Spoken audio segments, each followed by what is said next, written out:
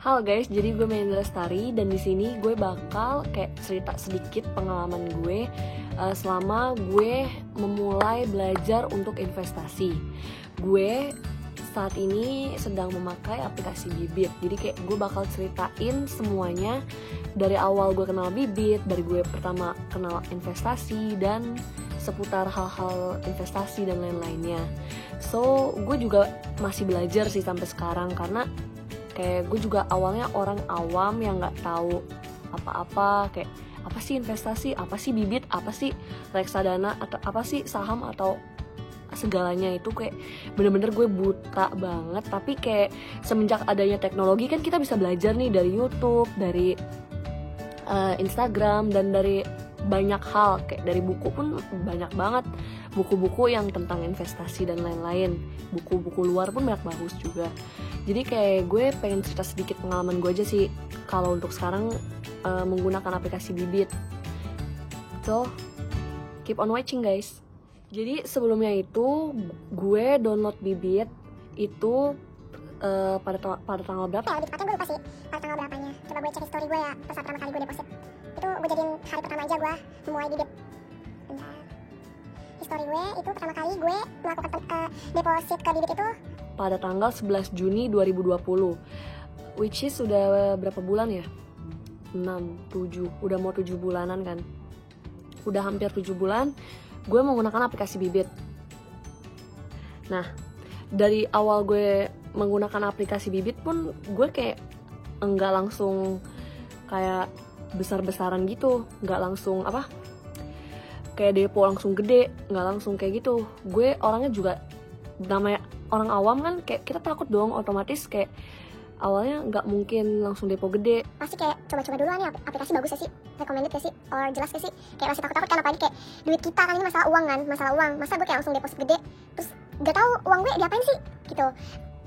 Makanya oleh karena itu sebelum memutuskan sebuah aplikasi, memutuskan untuk melakukan deposit ke sebuah aplikasi itu, lu harus cari tahu dulu kayak uang lu diapain sih, diputar kemana sih, perputarannya kayak gimana sih, kayak kok bisa dapat bunga, kok bisa gini, kok bisa gitu. Jadi kalau saran gue ya cari tahu dulu apa yang menurut lu nggak tahu, lo cari tahu informasi sebanyak-banyaknya, baru kalau udah mantap di otak lu langsung coba, nggak apa-apa. Dari coba nominal kecil aja, nggak usah harus gede-gede, karena di Bibit pun nominalnya sebenarnya tergantung reksadananya juga sih. Ada yang minimal pendanaannya 1 juta, ada yang minimal deponya 100.000, tapi rata-rata kebanyakan udah ada yang minimalnya 100.000, udah banyak banget reksadana yang 100.000. Pertama kali gue deposit itu tanggal 11 Juni 2020 di Sukor Invest Money Market Fund. Jadi gue pertama setelah melakukan pendaftaran, gue mendapatkan profil resiko moderat. Resiko gue moderat, investor moderat.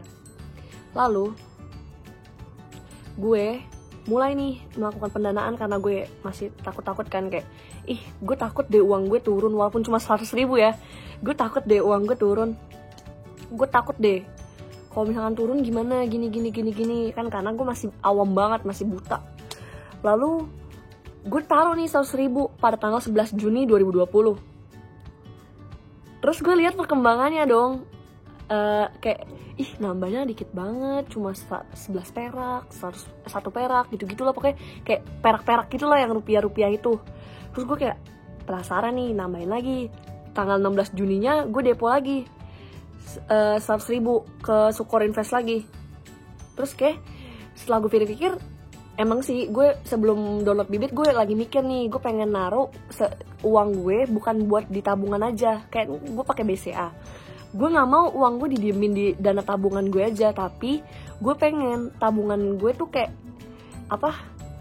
di suatu tempat, tapi bukan rekening bank. Jadi pengen dipisah gitu, karena kalau di rekening bank kan kita pasti mikir, uang gue banyak ya, gue mau jajan ini, jajan itu. Tapi kan kalau kita misalkan pindahin, alokasiin, kayak taruh sebentar lah ibaratnya uang kita ke tempat lain, dan di tabungan kita itu, di BCA kita itu kan ibaratnya kayak uang gue segini ya, jadi kayak mau jajan nanti dulu lah. Ibaratnya ini uang nggak ada gitu. Gue anggap uang ini ya kayak bukan uang gue gitu, jadi kayak ibaratnya tanggungan lah, kayak gue punya utang nih di Bibit, kayak jadi gue harus bayar kayak gitu sih kalau gue mikirnya, supaya gue nggak jajan terus-terusan kayak gitu. Terus tanggal 18 Juninya gue depo lagi 300. Nah setelah 300 ini gue mulai memberanikan diri untuk depo 1 juta pada tanggal 30 Juni. Jadi kayak ini aplikasi oke nih, ya udahlah gue coba taruh 1 juta. Terus tanggal 7 Julinya gue taruh 500.000. Pokoknya di situ udah mulai gimana ya, udah mulai kayak interest gitu. Apalagi kan Bibit juga gue udah cari tahu udah mulai beberapa kali gue kayak searching tentang Bibit, dari Raditya Dika, dari Kak Felicia Putri Tijaksana itu yang YouTuber juga. Terus kayak menurut gue oke banget kan, apalagi Bibit juga udah resmi kan, udah terdaftar di OJK juga. Jadi gue udah mulai memberanikan diri. Tapi gue cuma berani buat di pasar uang, dan itu gue pilih pilihan dana tabungan. Gue belum berani buat dana pensiun, dan bukan belum berani sih, lebih tepatnya kayak gue masih nggak tahu dana pensiun itu apa, dana tabungan itu apa, maksudnya kayak sistem Bibitnya itu. Apalagi gue sering denger kan kayak orang-orang yang investasi di Bibit sering bahas robo advisor ya, robo itu yang robot Bibitnya itu, yang di saat kita jawab pertanyaan pas saat daftar itu. Gue masih gak tau itu apa sih fungsinya kayak gitu. Jadi gue cuma kayak naruh di satu itu aja, di Sukor itu. Gue belum berani untuk mencoba reksadana obligasi, gue belum berani untuk mencoba reksadana saham. Jadi gue selama sampai tanggal 12 Agustus 2020, dari bulan Juni gue daftar pertama kali, itu gue masih di reksadana pasar uang. Gue depo rutin ke situ kayak sedikit demi sedikit buat kayak menyisihkan uang gue untuk tabung ke situ. Nah, pada tanggal 25 Agustus gue baru mulai berani nih untuk deposit ke obligasi, reksadana obligasi atau reksadana pendapatan tetap. Gue pilih ABF Indonesia Bond Index Fund. Gue depo 1 juta ke situ, dan kayak masih takut-takut gitu kan, kayak gimana ya duitnya diapain ya, bisa, apalagi kan kalau obligasi itu bisa turun, sedangkan kalau pasar uang itu mayoritas selalu naik, secara grafiknya itu selalu naik. Jadi kalau si obligasi ini bisa turun. Gue awal-awal depo 1 juta itu awal-awal langsung turun pas lagi PSBB ya kalau nggak salah. Itu gue kayak padahal turun 1.000 aja, kayak aduh gimana, pengen tarik lah inilah, namanya kan masih awam banget kan. Tapi gue kayak ya udahlah, ntar juga naik lagi. Ingat aja kata kakak-kakak yang kayak Kak Raditya Dika, terus Kak Feli, gue sering banget nonton YouTube mereka kan tentang investasi, tentang apa semua gue tontonin. Terus katanya kayak ingat tujuan kita buat jangka panjang gitu-gitu. Ya udah gue kayak YOLO, kayak ya udah nikmatin aja, naik turun itu biasa gitu, ya udah. Terus pas tanggal 25 Agustus juga, setelah gue beli obligasi pertama gue di Bibit, gue mulai memberanikan diri depo 100.000, bayangin, di dana pensiun. Itu kayak lebih pengen coba-coba aja sih, lebih pengen coba-coba kayak apa sih dana pensiun, bentukannya kayak gimana, kayak diapain sih, dibagi-bagi gimana sih gitu kan. Terus gue taruh 100.000 di dana pensiun, dana pensiun 100.000. Nah kalau dana pensiun itu kan dibagi-bagi gitu, jadi kita misalkan deposit 100.000, lalu si dana pensiun itu sistemnya dia robonya itu ngebagi sesuai jenis kita, kayak tingkatan kita lah ibaratnya. Kalau gue kan ternyata karena gue moderat waktu gue jawab pertanyaan itu, jadi gue kayak alokasinya tuh dibagi seperempat gitu ke obligasi, dan sahamnya kayak cuma berapa. Tapi kalau lu agresif, lu lebih gede di sahamnya, persentase ininya, grafiknya alokasinya. Nah karena gue moderat, jadi gue lebih ke obligasi dan saham kayak setengah-setengah gitu lah secara itunya. Pasar uangnya cuma berapa persen gitu. Gue 100.000 nih depo. Terus gue pilih pasar uangnya Manulife, sama awalnya Manulife aja, Sukor ini baru-baru aja sih. Terus obligasinya gue pilih Manulife juga. Sahamnya gue pengen sahamnya cuma BNI AM sih. Gue pilihnya berdasarkan ini sih, yang expense rasionya rendah dan total AUM-nya juga tinggi. Terus awalnya si dana pensiun gue ini minus. Kayak kan gue cuma 100.000 taruh, minusnya kayak berapa ya, pernah kali 5 ribuan, terus 5 ribuan awal-awal, terus kayak naik, pokoknya merah kan. Sekarang lagi plus aja nih, sekarang masih baru-baru plus kan. Waktu kemarin sempat minus kan, terus kayak aduh YOLO, ya gak apa-apa cuma 100.000 kayak gitu-gitu, gak apa-apa santai, cuma 100.000 kan, kayak ibaratnya coba-coba aja loh, kayak gimana sih bentuknya, kayak gimana sih uangnya diapain sih gitu.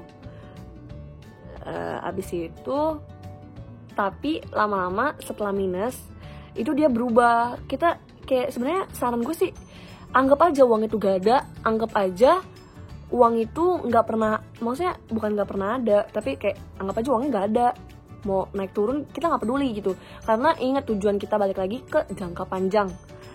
Terus akhirnya nggak lama dia kayak naik tinggi gitu dibanding sama si Sukor Invest Money Market Fund yang pertama kali gue depo 1.500.000 gitu-gitu. Si BNI AM Index ini plus itu banyak, kayak menurut gue banyak sih. Kayak misalkan gue cuma naruh berapa ratus ribu, kayak 100.000 itu plusnya bisa 20 ribuan. Dan gue baru kayak mulai kebuka gitu otak gue, kayak oh ternyata ini yang dinamain saham, walaupun gue cuma belajar di reksadananya aja dan depo kecil, tapi plusnya tuh bisa banyak banget. Jadi kalau menurut gue, saran gue, selagi masih ada waktu, cobalah kalian investasi, cobalah kalian belajar, cobalah kalian cari tahu di segala sumber. Banyak banget sekarang sumber, apalagi teknologi kan udah makin canggih banget. Banyak banget peluang-peluang kita, kayak apa ya namanya, banyak banget orang-orang yang dari YouTube pun banyak banget kan, kayak Kak Feli dan Karaditya Dika dan lain-lain, banyak banget. Jadi kayak cari tahu aja sumber-sumbernya, cari tahu dari banyak sumber, kayak gitu sih menurut gue. Terus akhirnya gue udah mulailah untuk menyisihkan uang gue ke dana pensiun itu. Jadi kayak oke juga menurut gue.